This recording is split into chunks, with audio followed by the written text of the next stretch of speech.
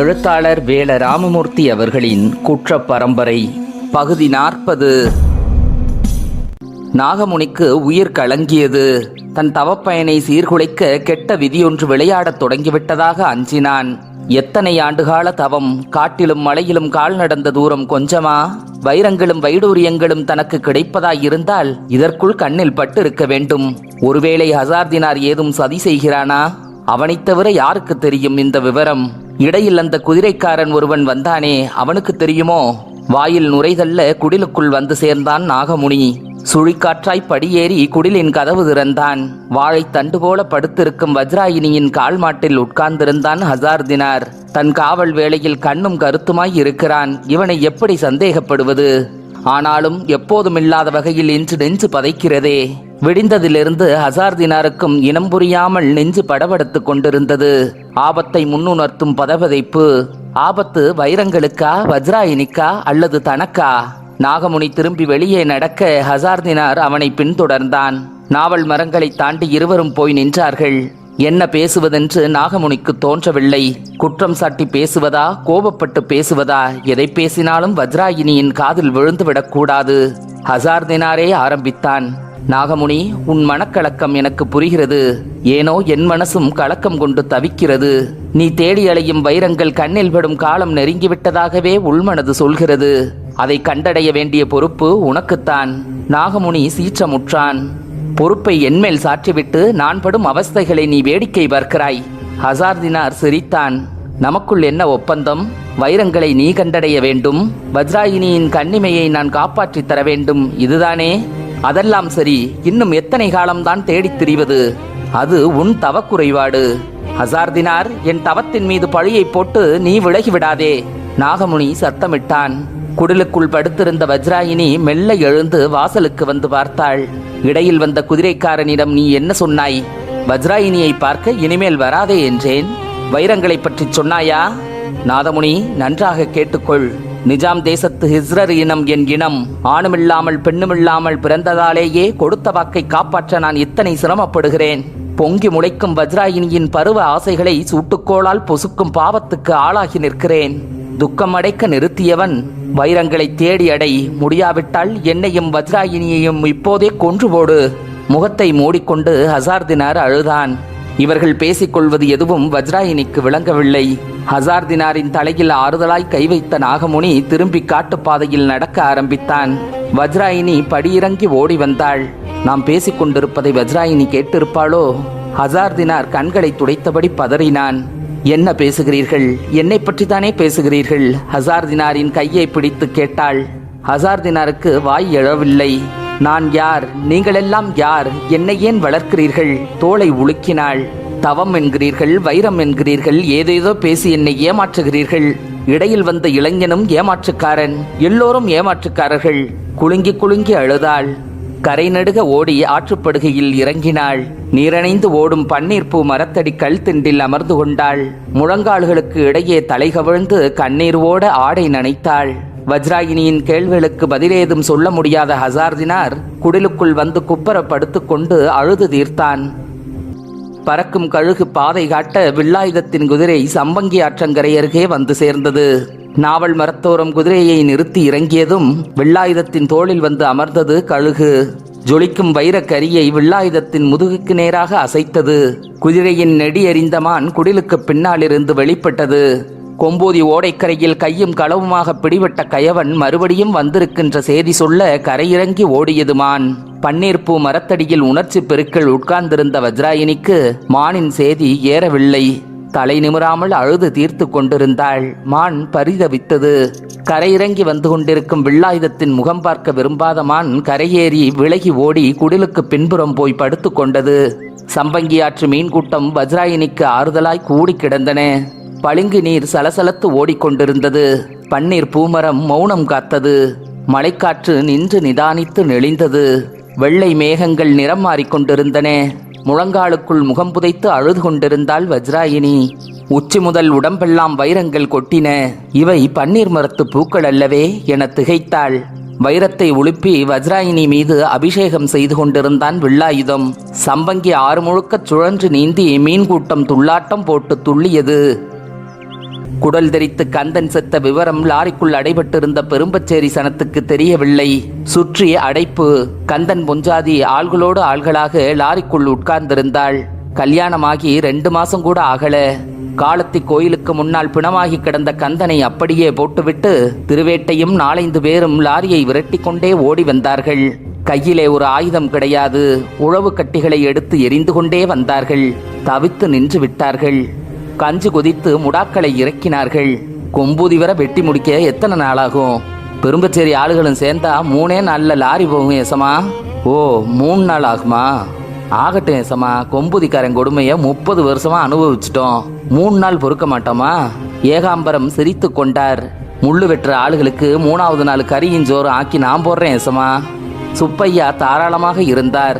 பேசிக்கொண்டிருக்கும் போதே பெரும்பச்சேரி பாதையில் லாரி தட்டுப்பட்டது.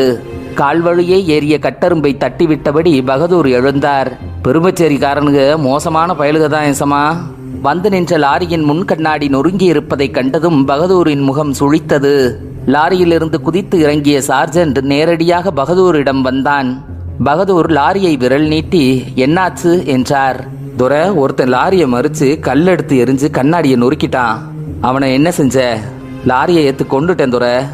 Very good. சார்ஜென்டுடன் கை குலுக்கினார். பக்கத்தில் நின்றிருந்த சுப்பையாவுக்கும் ஏகாம்பரத்துக்கும் நெஞ்சுக்குழிக்குள் கல் உருண்டது. லாரியின் பின்கதவை திறந்து போலீஸ்களும் பெரும்பச்சேரி சனமும் கலந்து இறங்கினார்கள். செத்துப்போன கந்தனின் பொஞ்சாதி இறங்கி நின்று ஆளோடு ஆளாக மளங்க மளங்க முழித்தாள். வந்திறங்கிய இடத்தில் அத்தனை பேருக்கும் அடி விழுந்தது. தன் ஊர்க்காரர்கள் பிடிபட்டு வந்திருப்பதை கண்டதும் முள்ளு வெட்டி கொண்டிருந்த விசக்குட்டைக்கு சந்தோஷம். கையருவாளை கீழே போட்டுவிட்டு லாரிக்கு அருகில் வந்தான்.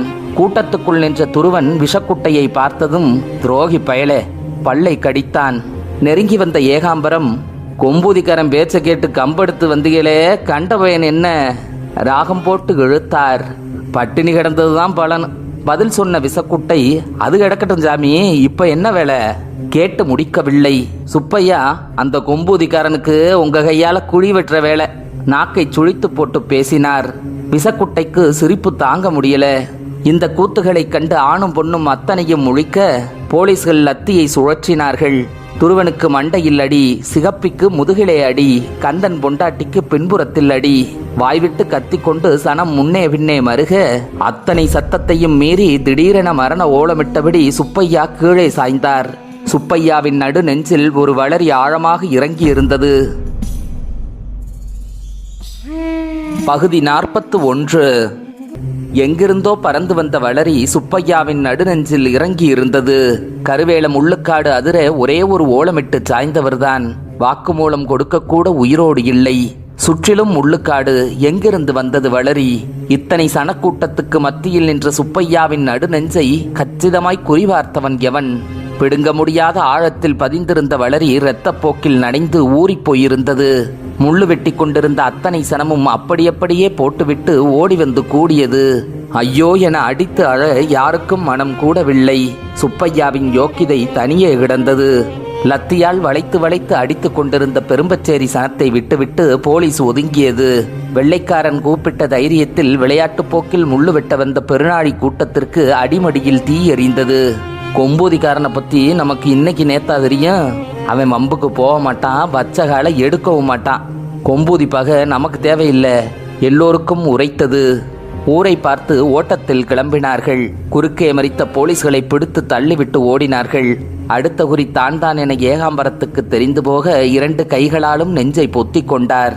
கொம்பூதி வளரி நெஞ்சில் இறங்கலாம், முதுகில் பாயலாம், கழுத்தை அறுக்கலாம், எப்படி வேண்டுமானாலும் தேடி வந்து கொள்ளும். இன்ஸ்பெக்டர் பகதூர் பின்னால் ஒதுங்கிய ஏகாம்பரம் ஒரு வார்த்தை பேச மூச்சு விடக்கூட யோசிக்க வேண்டியிருந்தது. பெருநாழி சனத்தோடு சேர்ந்து பெரும்பச்சேரி சனமும் ஓட கிளம்பியது. விசக்குட்டை மட்டும் நின்று கொண்டான். ஓடிக்கொண்டிருந்தவர்களில் பசி பொறுக்காத ஒருவனுக்கு முள்ளுவெட்டு திருவிழா அரைகுறையாக முடிந்து போன கோபமும் சேர்ந்து கொண்டது. கல்லடுப்பில் கொப்புளம் பொறித்து கொண்டிருந்த கொதிகஞ்சி முடாக்களை போற போக்கில் வெட்டருவாளால் ஒரு போடு போட்டான். மண் முடாக்கள் பிட்டுக்கொள்ள சுடுகஞ்சு தெரித்து வடிந்து ஓடியது. 8 திக்கும் துப்பாக்கிகளை திருப்பிய போலீஸ்களுக்கு முள்ளு படலம் முகத்தில் அடித்தது. கொம்பூதிக்காரர்களின் கோட்டையாய் கருவேல புதர்கள் கோர்த்து மறித்தன. குறியின்றி புதர்களுக்குள் சுட்டார்கள். ஒரு பூச்சு புழுவை கூட கொள்ளாத வெற்று சூடு. வெடிச்சத்தம் ஓட்டம் எடுத்து கொண்டிருந்தவர்களின் பிடரியில் அடித்தது. செத்து கிடந்த சுப்பையாவை தூக்க உள்ளூரால் ஒருத்தன் கிடையாது. முதல் அடியே நெற்றி பொட்டில் விழுந்த அதிர்ச்சியில் தடுமாறி நின்ற இன்ஸ்பெக்டர் பகதூரை 4 போலீஸ்கள் சுற்றி கொண்டார்கள். வெள்ளைக்கார சார்ஜென்ட்டுக்கு நிலை கொள்ளவில்லை. கொம்பூதிக்காரன் அடிக்கின்ற அடியெல்லாம் தன்மேலேயே விழுவதாக அதிர்ந்தார். புதிதாக வந்து பொறுப்பேற்றிருக்கும் அதிகாரியை முதலில் காப்பாற்றியாக வேண்டும். துரை, நம்ம அடுத்த நடவடிக்கை பற்றி கச்சேரியில் போய் பேசுவோம். நீங்க உடனே இங்கிருந்து கிளம்பணும். பகதூரின் பதிலை எதிர்பாராமல் லாரியை கிளப்பச் சொன்னான் சார்ஜென்ட். ஏறிக்கொள்ள போலீஸ்களுக்கும் உத்தரவிட்டான். பகதூரின் முதுகு நிழலாய் ஒட்டி இருந்த ஏகாம்பரமும் விசக்குட்டையும் தாவி ஏறிக்கொள்ள கீழே உழவு கட்டிகள் நொறுங்க லாரி உருமி போனது. சுப்பையாவின் பிணம் தனியே கிடந்தது. 2 புஞ்சைகளை லாரி கடந்ததும் புதருக்குள் இருந்து வேட்டை நாய்கள் வெளியே வந்தன. வளரி சாகடித்த பிணத்தை பக்கத்துக்கு ஒன்றாக கவ்வி கொம்பூதி திசைக்கு இழுத்து கொண்டு போயின. உச்சி நிறைய உதிரும் வைரங்கள் வஜ்ராயினியின் தேகம் முழுக்க உருண்டன. வைரப் பொழிவில் குளித்தவள் நிமிர்ந்தாள். நிமிர்ந்த முகத்தில் கண் திறக்க விடாமல் வைரங்கள் கொட்டி கொண்டிருந்தன. தன்மேல் பொழிபவை கல்லா, கண்ணாடியா, வைரங்களா என எதுவுமே அறியாதவளாக இருந்தாள். நினைவெல்லாம் மான் சொன்ன செய்தியே நிழலாடியது. கொம்பூதி ஓடைக்கரையில் இவன் யாரோடு தன்னை பகிர்ந்து கொண்டான்? பகிர்ந்து கொள்ளுதல் என்றால் என்ன? இவனுக்காக தன் அவயங்கள் தகிப்பது அதற்காகத்தானா? அதற்கும் அப்பால் என்ன? அதப்படி இன்னொரு மனித பிறவியோடு தன்னை பகிர்ந்து கொள்ள முடியும்? விழி திறந்து வில்லாயுதத்தை பார்க்காமலேயே கத்தினாள். துரோகி, துரோகி பயலே, போ! என் முகத்தில் விழிக்காதே, போய்விடு! வில்லாயுதம் குறுகினான். வஜ்ராயினி, உன் மான் சொன்னதெல்லாம் உண்மைதான். ஆனாலும் ஒரு வார்த்தை, ஒரே ஒரு வார்த்தைகள். வைரங்களெல்லாம் உதிர்ந்து போய் கையில் நின்ற வெற்றுக்கரியை தூக்கி எறிந்தான். வேண்டாம், போய்விடு! தன்மேல் கொட்டி கிடந்த வைரங்களை எல்லாம் கூட்டி அள்ளினாள் வஜ்ராயினி. வில்லாயுதம் பதறினான். வஜ்ராயினி, கொஞ்சம் பொறு, அவசரப்படாதே. ஏமாற்றுக்காரனே, என் முன் நில்லாதே. கூட்டி அள்ளிய வைரங்களை சம்பங்கி ஆற்று போக்கு தண்ணீரில் விட்டெறிந்தாள். இனி இங்கு வராதே, போய்விடு! உருண்டு கிடந்த 1-2 வைரங்களையும் நகை இடுக்கில் பொறுக்கி ஆற்றுக்குள் விட்டெறிந்தாள். ஒற்றை வைரம் மட்டும் ஒளிந்து கிடந்தது. அதை பன்னீர் பூக்கள் மூடி கிடந்தன. வஜ்ராயினி போட்ட சத்தத்தில் குடிலுக்குள் படுத்திருந்த ஹசார்தினார் எழுந்து வாசலுக்கு வந்தான். பன்னீர் மரத்தடியில் வஜ்ராயினியும் வில்லாயுதமும் தனித்திருப்பதை பார்த்ததும் பதைபதைத்து படியிறங்கி ஓடி வந்தான். எல்லா குழப்பங்களுக்கும் காரணமாக இருந்த இவன் ஏன் மறுபடியும் வருகிறான்? கண்கலங்க அமர்ந்திருக்கும் வஜ்ராயினியிடம் யாசிக்கும் ஏழை போல் வில்லாயுதம் நின்றிருந்தான். அள்ளி அள்ளி இறைத்தாலும் அளவு குறையாத வடிவழகி வஜ்ராயினி முன் எவரும் கையேந்தி நிற்கத்தான் செய்வான். ஆனால் பரிமாற விதி இல்லையே. ஹசார்தினாரை கண்டதும் வில்லாயுதம் ஓரடி விலகி பன்னீர் மரத்தை தொட்டு நின்றான். வஜ்ராயினியை பார்க்க நீ இனி வருவதில்லை என கொடுத்த வாக்குறுதியை மீறலாமா? ஒரு வீரனுக்கு இது அழகா? ஹசார்தினார் முகத்தை திருப்பிக் கொண்டான். ஓரடி முன்னே வந்த வில்லாயுதம், நான் வந்த காரணம் அந்த வில்லாயுதத்தை சொல்லி முடிக்க விடவில்லை. எந்த சமாதானமும் எனக்கு தேவையில்லை. நாகமுனி எங்கிருந்தாலும் இந்நேரம் மோப்பம் பிடித்திருப்பான். நம் மூவரையும் சாம்பலாக்கி விடுவான். அதோ பார், உனக்காக நாகமுனி வெய்து வைத்திருக்கும் சொர்க்கப்பனை. நீ எப்போது இங்கு வந்தாலும் உன்னை உள்ளே தள்ளி தீயிட்டு கொளுத்துவான். ஹசார்தினார் காட்டிய திசையில் நாவல் மர வரிசை இறக்கத்தில் சொர்க்கப்பனை இருந்தது. காய்ந்த சருகுகளாலும் சுள்ளிகளாலும் கூம்பு வடிவில் வேயப்பட்டு இருந்தது. வில்லாயுதம், உடனே இங்கிருந்து போய்விடு! ஹசார்தினார் கையெடுத்து கும்பிட்டான். வில்லாயுதம் திரும்பி வஜ்ராயினியை பார்த்தான். கவிழ்ந்து கண்ணீர் வடித்துக் கொண்டிருந்தாள். வைரங்கள் போய் விழுந்த ஆற்று நீரை கைகாட்டி அந்த வைரங் மறுபடியும் சொல்ல வாயெடுத்தான். எதுவும் பேசாதே, போய்விடு! மேகங்கள் இருண்டன. வஜ்ராயினியின் மேனிபுரள வில்லாயுதம் வைரங்களை உலுப்பி விட்டதுமே வனங்களில் அலைந்து திரிந்த நாகமுனிக்கு துள்ள துடிக்க மூச்சிரைத்தது. தலை ஆட்டம் போட்டது. கைகள் பிசைந்தன. கால்கள் பரபரத்தன. தவப்பையன் கை நழுவும் அச்சம் நாகமுனியை கவ்வியது. எதுவும் பேசாதே, போய்விடு! ஹசார்தினார் சொல்லிக் கொண்டிருக்கும் போதே நாவல் மரங்களை தாண்டி நாகமுனி வந்து கொண்டிருந்தான். கரை மீதிருந்தே காட்சிகளை பார்த்தான். ஆற்றுப்படுகையில் அரங்கேறி முடிந்திருக்கும் நாடகத்தின் முற்பகுதி என்னவாய் இருக்கும் என யூகித்தான். இத்தனை காலமும் தான் அடைகாத்த வைர முட்டையை கொத்தி குடிக்க விஷப்பற்களாக நீண்டவன் இவன்தான். இவனை உயிரோடு விடக்கூடாது. இருண்ட மேகங்கள் கனத்தன. ஹசார்தினார் வஜ்ராயினி கையை இழுத்து கொண்டு போய் குடிலுக்குள் தள்ளி கதவை சாத்தினாள். தள்ளிய வேகத்தில் வஜ்ராயினி சிறு பீடத்தில் அமைந்திருந்த வீணையின் மேல் விழுந்தாள். சுப்பையாவின் பிணத்தை நாய்கள் இழுத்து வந்து நடுமந்தையில் போட்டன. கொம்பூதி இளவட்டங்கள் குதித்து குதித்து ஆடினார்கள். நாகமுனி விட்டெறிந்த தீ சொர்க்கப்பனையை கொளுத்தி விட்டது. பற்றி எரியும் நெருப்பின் சடசடப்பு நாகமுனியின் சிரிப்பொலிக்கு தாளமிட்டது. சொர்க்கப்பனைக்குள் வெள்ளாயுதம் துடிதுடிக்க கைகொட்டி சிரித்தபடி நாகமுனி பின்வாக்கில் நடந்தே காட்டு வழி போனான். வீணையின் மேல் விழுந்த வஜ்ராயினியின் விரல்கள் மேவி இசைக்க கூடி கருத்த மேகங்கள் இடித்து நெறிந்தன. பகுதி 42. போலீஸ் லாரி ஏறி காளத்தி அம்மன் கோயிலுக்கு முன்னால் குடல் தெரித்து செத்து கிடந்த கந்தனை சுற்றி கிழடுகள் உட்கார்ந்திருந்தார்கள். ஐயோ என்று அலறி அழ தெம்பில்லாத கிழடுகள் கண்களிலிருந்து அணுங்காமல் நீர் இறங்கிக் கொண்டிருந்தது. அள்ளி எடுத்து அடக்கம் பண்ண கூட வாகு இல்லாமல் பிணம் தரையோடு பதிந்து கிடந்தது. முள்ளுவெட்டு திருவிழாவுக்கு பெரும்பச்சேரி சனங்களை அடித்து துன்புறுத்தி அடைத்து கொண்டு போன போலீஸ் லாரிக்கு பின்னால் தொடர்ந்து ஓட முடியாமல் தவித்து திரும்பிய திருவேட்டைக்கு ஆத்திரம் முட்டி கொண்டிருந்தது. நம்ம சனங்களை ஒரு பக்கம் பெருநாளிக்காரன் அவமானப்படுத்துறான், இன்னொரு பக்கம் போலீஸ்காரன் அடிச்சு கொள்ளுறான். மூச்சு ஏறி இறங்கிய கோபத்திற்கு இடையில் ஒரு யோசனை தட்டுப்பட்டது. போலீசிடம் பிடிபடாமல் வெச்சப்பட்டு போயிருந்த 4 பேரிடம் சொன்னான். தலையாட்டினார்கள். வீடுகளுக்குள் நுழைந்து கடப்பாறை மண்வெட்டிகளை எடுத்துக்கொண்டு பெருநாளி பாதைக்கு வந்தார்கள். பெருநாளிக்கு போலீஸ் போக இந்த பாதையை விட்டால் வேறு பாதை கிடையாது. பறிவோன கந்த உயிருக்கு பதில் சொல்லாம போலீஸ்காரனை போக விடக்கூடாது, தோண்டுங்கடா பாதைய. திருவேட்டையின் கடப்பாறை குத்து பெருநாளி பாதையை பெயர்த்தது. மண்வெட்டிகளும் கடப்பாறைகளும் ஓங்கி ஓங்கி விழுந்தன. சுப்பையா செத்து விழுந்ததும் வெள்ளை போலீஸ்கள் புதர்களை நோக்கி பொத்தாம்பொதுவாய் சுட்ட துப்பாக்கி வேட்டுச் சத்தம் பிடரியில் அடிக்க பெரும்பச்சேரி சனம் பாய்ச்சலில் கிளம்பியது. ஊருக்குள் புருஷன் செத்து கிடப்பது தெரியாமல் கந்தன் பொஞ்சாதியும் கூட்டத்தோடு கெதியாய் ஓடி வந்தாள். சின்ன வயசு பொண்ணு எல்லோரையும் முந்தி வந்தாள். காளத்தி கோயிலுக்கு வந்து சேர்ந்த சனங்களின் முகத்தில் பிணம் அடித்தது. ஓடி வந்த வேகத்தில் ஒன்றும் புரியாமல் முழித்தார்கள். சுற்றி உட்கார்ந்திருந்த கிழடுகள் கையேந்தி அழுதார்கள். கூட்டத்தை விலக்கிக் கொண்டு கந்தன் பொஞ்சாதி எக்கி பார்த்தாள். குடல் தெரித்து செத்து கிடந்த தன் புருஷனின் லட்சணத்தை இரத்தம் அழித்திருந்தது. மச்சான் என்ற சத்தத்தில் பிணத்தோடு விழுந்து கதறி உருண்டாள். சனமெல்லாம் ஒன்றும் புரியாமல் மருகியது. நடந்த விவரம் சொல்ல கிழடுகளின் வாய்க்கு தெம்பு இல்லை. 2 கைகளாலும் தரையை பரசி வானத்தை காட்டி தவித்தனர். குடல் தெரித்த வயிற்றில் லாரி தடம் பதிந்திருப்பதை கண்டதும் சனத்துக்கு புரிஞ்சு போச்சு. கொதிப்பான கொதிப்பில் இளவட்டங்கள் முறுக்கினார்கள். பெருநாளி பாதையை பிளந்து கொண்டிருந்த திருவேட்டை காளத்தி கோயில் பக்கம் கேட்ட அழுகுரலை கேட்டு வந்தான். அவர்களை பார்த்து கூவினான். ஏய், எல்லாரும் இங்க வாங்க. சனமெல்லாம் திரண்டு ஓடியது. வெள்ளக்காரனை இழுத்தாட்டனும் பாதையை மறைச்சு வெட்டுங்கடா குழிய. நாசி வழியே வியர்வை ஓட திருவேட்டை உத்தரவிட்டான். கடப்பாறை மண்வெட்டிகளெல்லாம் வந்து சேர்ந்தன. ஆணு பெண்ணு அத்தனையும் கூடி பெருநாளி பாதையை வெட்டி எறிந்தனர். ஆழ்மட்ட பள்ளத்தின் மேல்வாக்கில் மூங்கிலை பரப்பி இலை சருகுகளை போட்டு மேல் சோடனை செய்ததில் உள்பள்ளம் கண்ணுக்கு தெரியல. வெட்டிய தடம் தெரியாமல் எல்லோரும் வெளியேறி வந்து கந்தனின் பிணத்தை சுற்றி உட்கார்ந்து கொண்டார்கள். போலீஸ் லாரி பெரும்பச்சேரி நோக்கி வந்து கொண்டிருந்தது. முன்புறம் பகதூரும் சார்ஜென்டும் அமர்ந்திருக்க போலீஸ்கள் எல்லாம் உள்ளே இருந்தார்கள். உள்ளுக்குள் நுழையும் லாரியை கண்டும் காணாமல் சனம் உட்கார்ந்திருந்தது. புருஷனை பறிகொடுத்தவள் கத்தி உருண்டு கொண்டிருந்தாள். லாரி காளத்தி கோயிலை கடக்கும் போது வேண்டுமென்றே வேகம் குறைத்து உரிமை பயமுறுத்திவிட்டு பெருநாளி பாதையில் போனது. சொர்க்கப்பனை கொழுந்துவிட்டு எரிந்து கொண்டிருந்தது. மைய கம்பத்தோடு சேர்த்து கட்டப்பட்டிருந்த வெள்ளாயுதத்தை நெருப்பு தெம்போடு தீண்டி பார்த்தது.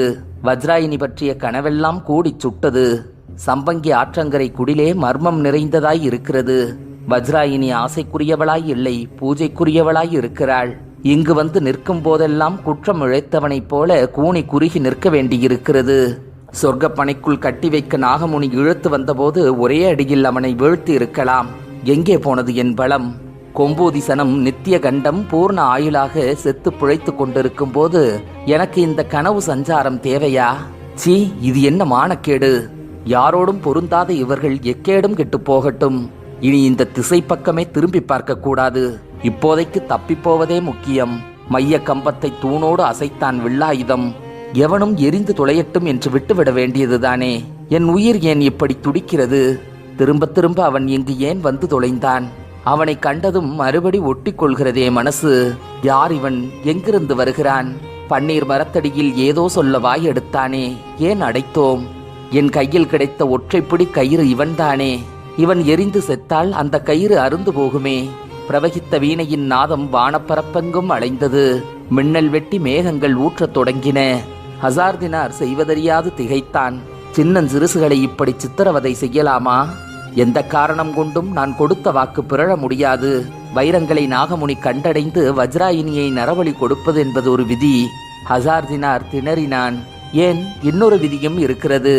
எரியும் நெருப்புக்கு நடுவே நிற்கும் இளைஞனே, காடு மலை என்று நீயும் தானே அலைகிறாய். உனக்கு வஜ்ராயினி வேண்டுமென்றால் வைரங்களை நீயும் தேடு. கண்ணில் பட்டால் அள்ளி கொண்டு வா.